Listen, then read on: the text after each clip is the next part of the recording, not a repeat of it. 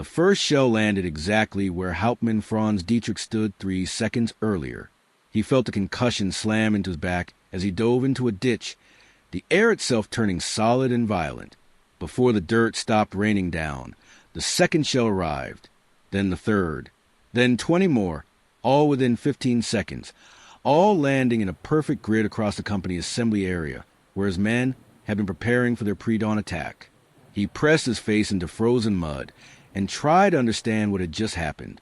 There had been no ranging shots, no corrections, no warning, just sudden, precise annihilation dropping from an empty sky. When the barrage finally stopped, Dietrich raised his head and looked at what remained of his company. Half his men were gone. The one still alive stared at him with eyes that had seen something impossible. It was December 1944, in the frozen hills of Belgium, and Hauptmann Dietrich had just encountered what German soldiers across the front were beginning to call the Geistergeschütze, the ghost guns, artillery that struck without warning, without error, and seemingly without human limitation. American artillery that didn't need to see you to kill you, that calculated faster than mathematics should allow, and that turned every grid square of European soil into a potential killing ground the moment you stepped onto it. For Franz Dietrich and hundreds of thousands of German soldiers like him, this invisible, instantaneous thunder will become the most feared weapon of the entire war. More than tanks, more than aircraft, more than anything else the Allies possessed, it was the guns they could not see, firing from positions they could not locate, hitting with precision that seemed to violate the very nature of artillery itself. The story of how American gunners became ghosts began not on a battlefield, but in a classroom at Fort Sill, Oklahoma, in November 1940. Captain Abbott Burns sat at a desk surrounded by firing tables, ballistic charts, wind calculations, and the mathematical chaos that define artillery gunnery.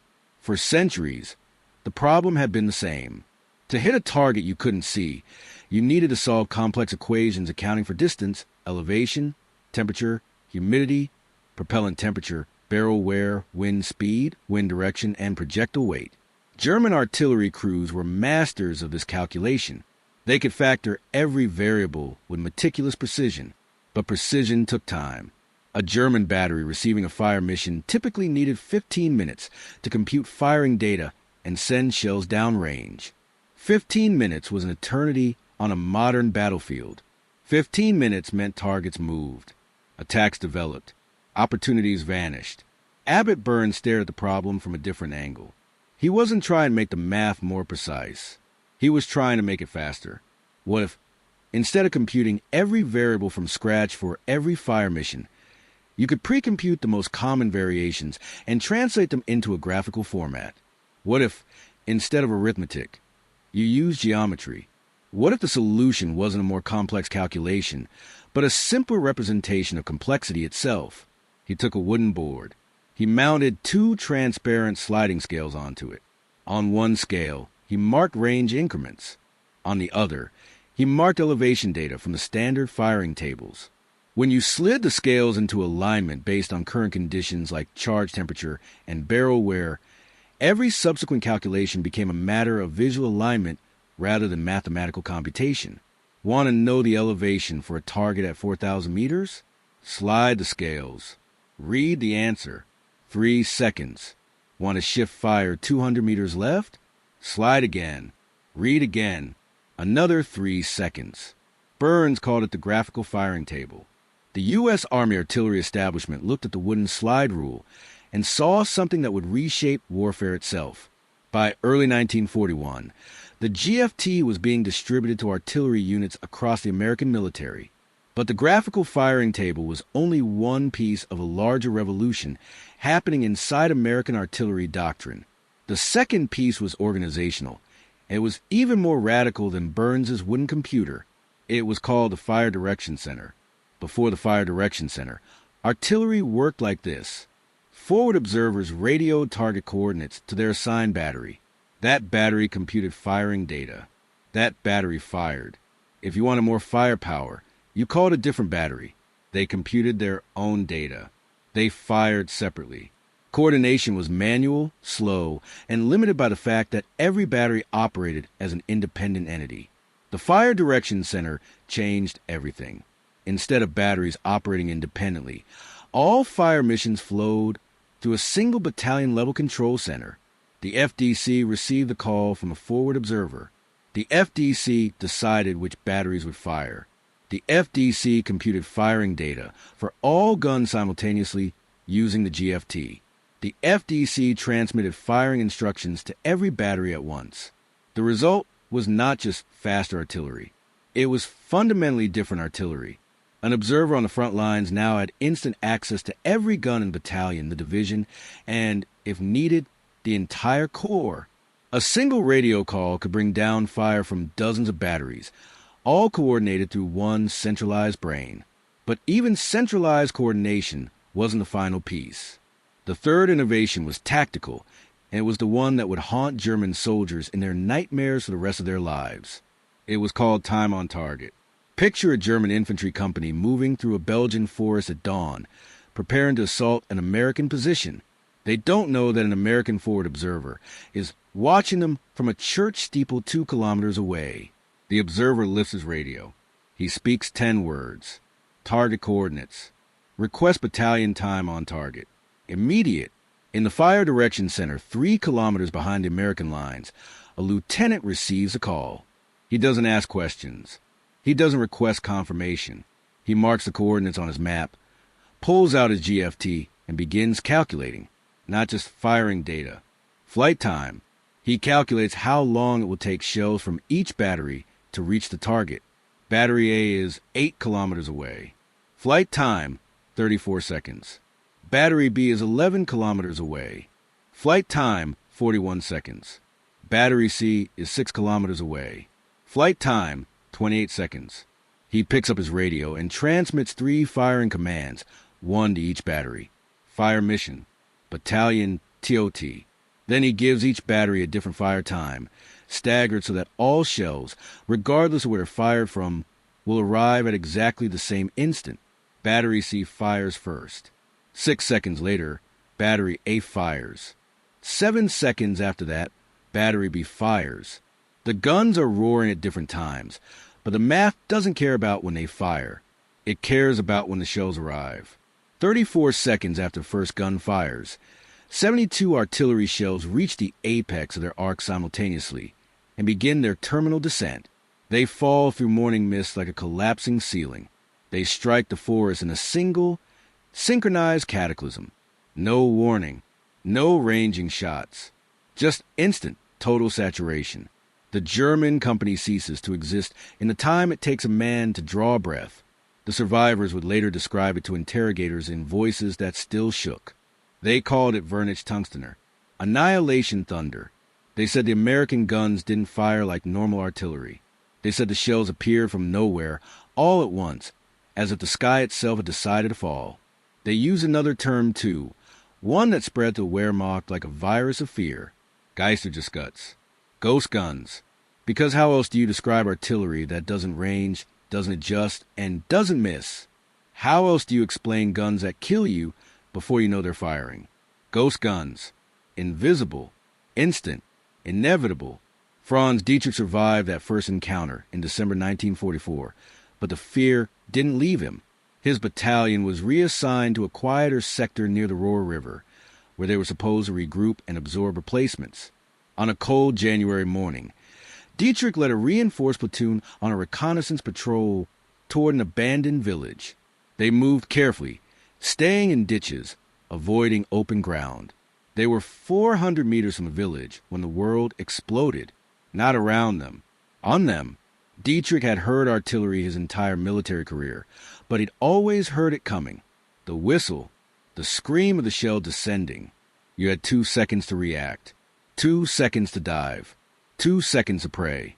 This time, there was no whistle, just impact. Shells erupting across his platoon's line of advance, as if someone had drawn a grid on the ground and decided to erase everything inside it. Dietrich hit the ground and realized with cold, creeping horror that the shells weren't adjusting. They weren't walking toward him or searching for him. They knew exactly where he was from the very first round. He didn't know that an American L-4 Cub observation plane was circling 3,000 feet above him, invisible against winter clouds, with a lieutenant in the back seat holding a radio and watching Dietrich's platoon through binoculars. He didn't know that the lieutenant had called the Fire Direction Center 2 minutes earlier and simply said, "Grid 472, 318, enemy infantry in open, fire for effect." He didn't know that the FDC lieutenant had pulled out his GFT, aligned the scales, read the data, and transmitted firing commands to 3 batteries in under 90 seconds. He didn't know that the first shells were already in the air before the observer finished speaking. All Dietrich knew was that the Americans had fired blind and hit perfectly, and that the old rules of artillery warfare, the rules that said you needed time to range and time to adjust, no longer applied. 40 men went on that patrol. 11 came back. Franz Dietrich was one of them, but something inside him had broken. He'd fought in Poland, in France, in Russia. He'd faced Soviet artillery barges that lasted hours and turned entire forests into splinters. But Soviet artillery was volume, not precision. You could survive it by spreading out, by moving, by accepting that some shells would hit and some wouldn't. American artillery was different. It didn't saturate an area and hope for kills. It calculated your position, computed the firing solution, and erased you with mathematical certainty. There was no randomness to hide in, no margin of error to exploit. Just cold, mechanical inevitability delivered by gunners you would never see. The German army tried to adapt. Intelligence officers interrogated prisoners and recovered shell fragments, trying to understand the American system. They learned about the Fire Direction Center. They learned about the graphical firing table. They learned about time-on-target doctrine. But knowing how the system worked didn't provide a defense against it. The German army had excellent artillery. Their guns were, in many cases, superior to American weapons in range and hitting power. Their gunners were superbly trained in precision fire. But the German system was still decentralized, still dependent on manual computation, still anchored to the old model where each battery operated independently. Trying to match American speed with German methods was like trying to win a race on foot against someone in a car. It wasn't a question of effort. It was a question of capability.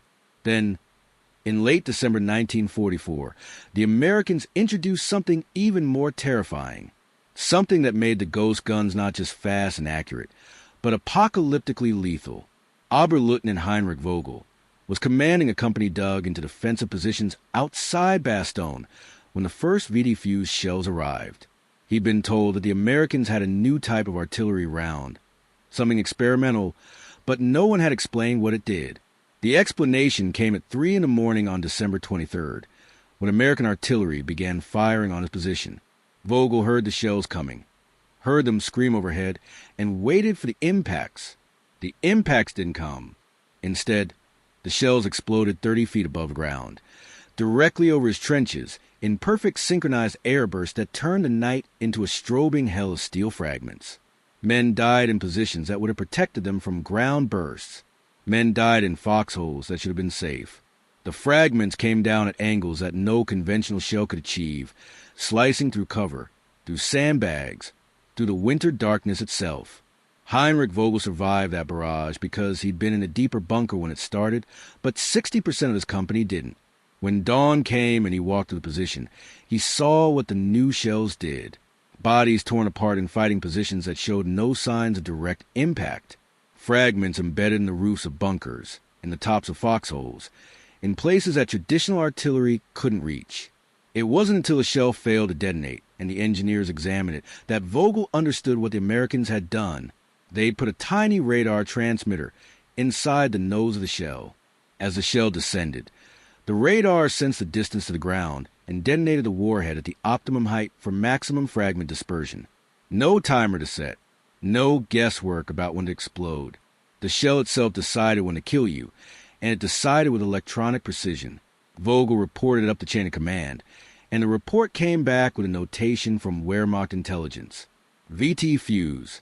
Variable time. American secret weapon. Extremely dangerous. No known countermeasure. The Ghost guns now fired shells that didn't just know where you were. They knew exactly when to detonate for maximum killing effect. Franz Dietrich heard about the VT rounds in January, and the knowledge settled over him like a burial shroud. There was no defense. Trenches didn't help. Bunkers were less effective. Even spreading out, the oldest survival technique in artillery warfare, became questionable when every shell optimized its own detonation point. The Americans had weaponized mathematics itself. They had turned artillery from an area effect weapon into something approaching a precision instrument, and they had done it with a speed and coordination that the German army couldn't match. By February 1945, the psychological effect of American artillery had become a strategic factor. German units receiving orders to attack American positions reacted with barely concealed dread. Prisoners of war, when interrogated, consistently identified American artillery as the most terrifying weapon they faced. One captured lieutenant from the 12th Volksgrenadier Division told his interrogators, "Your artillery is not artillery. It is a machine. You call coordinates and men die. There is no escape. There is no warning. We call them Geistergeschütze because they kill like ghosts. You hear nothing. You see nothing. Then the shells arrive all at once, and everyone in the grid square is dead." Franz Dietrich made it to March. His company, now under strength and composed mostly of teenagers and old men, was dug in along the west bank of the Rhine, part of the last offensive line before the German heartland. They'd been in position for 2 days, preparing obstacles, laying wire, fortifying cellars in a half-destroyed village. Dietrich knew the Americans were on the other side of the river. He knew they had forward observers watching every movement. He knew that the moment his men were detected in any kind of concentration, the Fire Direction Center would send the coordinates, compute the data, and call down the ghost guns. So he kept his men spread out, kept them under cover, and waited for orders that he hoped would never come. The orders came on March 8th. Counterattack across the river, disrupt American bridgehead preparations.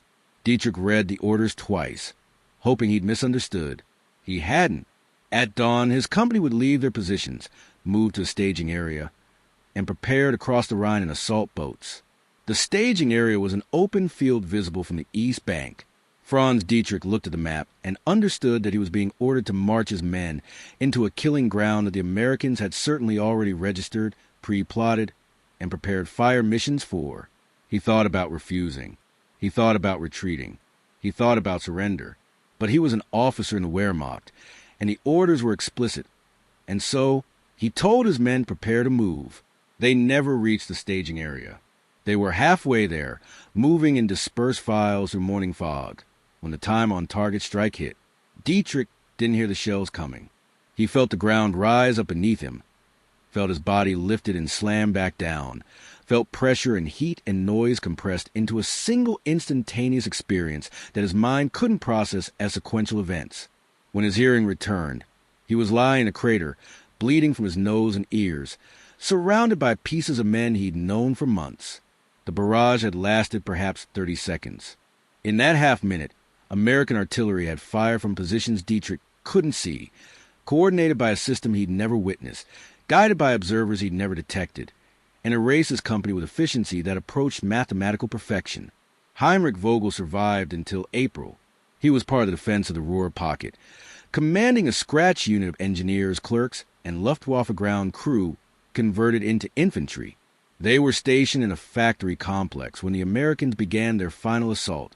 Vogel had learned by then to recognize the signs of an American artillery preparation: the sudden silence, the cessation of small arms fire, the L, 4 cubs circling overhead like patient vultures.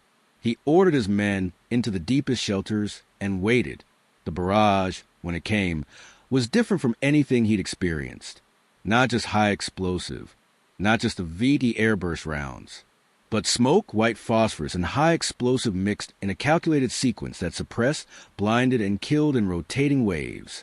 Through a cellar window, Vogel watched the factory complex above him systematically disassembled by invisible guns firing from miles away. Buildings collapsed in sequence, left to right, as if an invisible hand were wiping the structure off the earth. When the barrage lifted, American infantry appeared and began clearing the rubble. Vogel surrendered. So did most of his men. They walked out of the cellars with their hands raised, grateful to be alive, grateful that the ghost guns had finally stopped firing.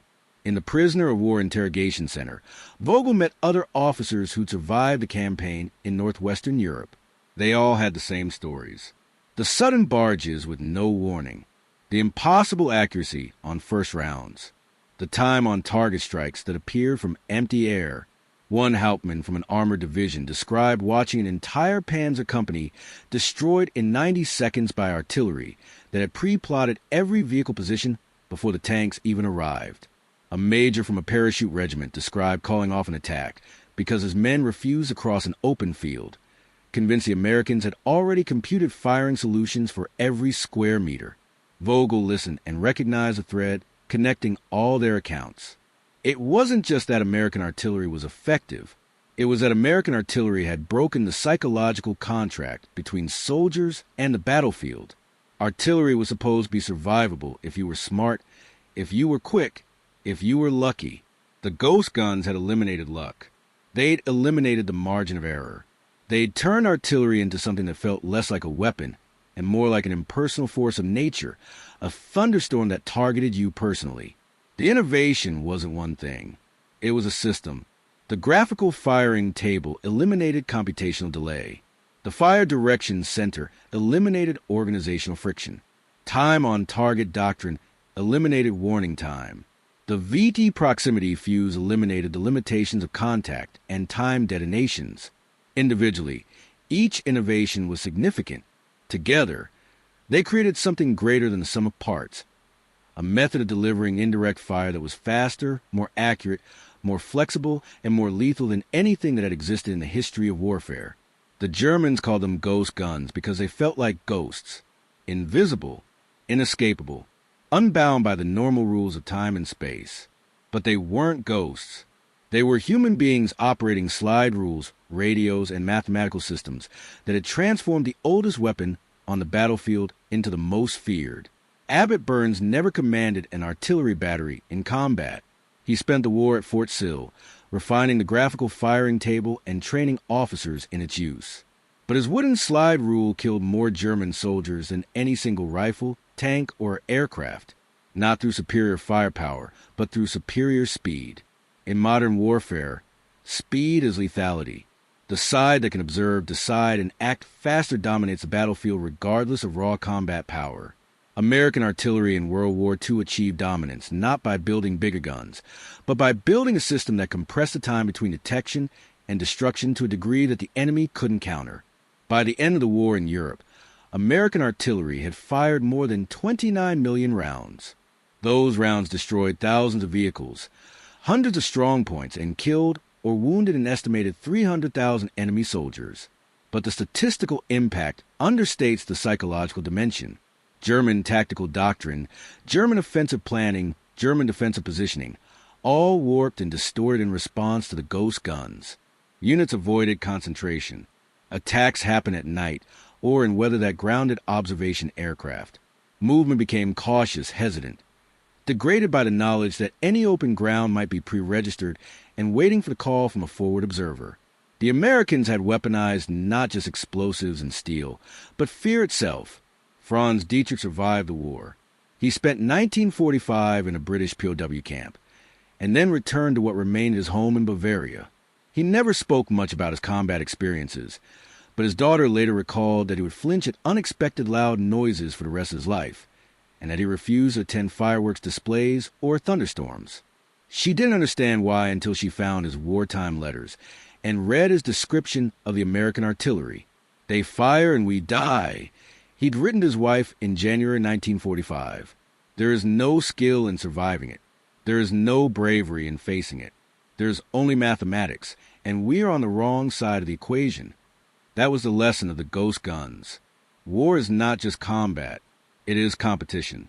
The side that innovates faster, adapts better, and integrates technology more completely will dominate regardless of courage, training, or tradition. The Germans had excellent artillery. They had experienced crews and sophisticated doctrine, but they were playing by the old rules while the Americans had rewritten the game. The graphical firing table was a piece of wood. The fire direction center was an organizational chart. Time on target was a scheduling concept. The VT fuse was applied physics. None of them were wonder weapons. None of them were silver bullets. But together, They created an artillery system so superior to anything else on the battlefield that the enemy gave it a supernatural name, because the alternative was accepting that they'd been outthought, out-organized, and out-innovated by an adversary who'd understood that wars are won not by fighting harder, but by fighting smarter. The invisible guns fell silent in May 1945. The crews returned home. The forward observers packed their radios. The fire direction centers shut down their operations and archived their firing tables. But the lesson remained, carved into history by 29 million shells and the testimony of terrified men who'd face an enemy they couldn't see, couldn't predict, and couldn't survive. In warfare, the most dangerous weapon is not the one that kills the most people. It's the one that changes what your enemy believes is possible. It's the one that forces them to fight not just your firepower, but their own fear. It's the one that makes them call you ghosts. Because calling you human would mean admitting that humans can engineer dominance with slide rules, radios, and arithmetic. The ghost guns taught that lesson with ruthless clarity across the forests of Belgium, the fields of France, and the ruins of Germany. And the men who survived them never forgot. If this story connected with you, hit subscribe for more untold stories from the Second World War. Drop a comment below and tell me where you're watching from.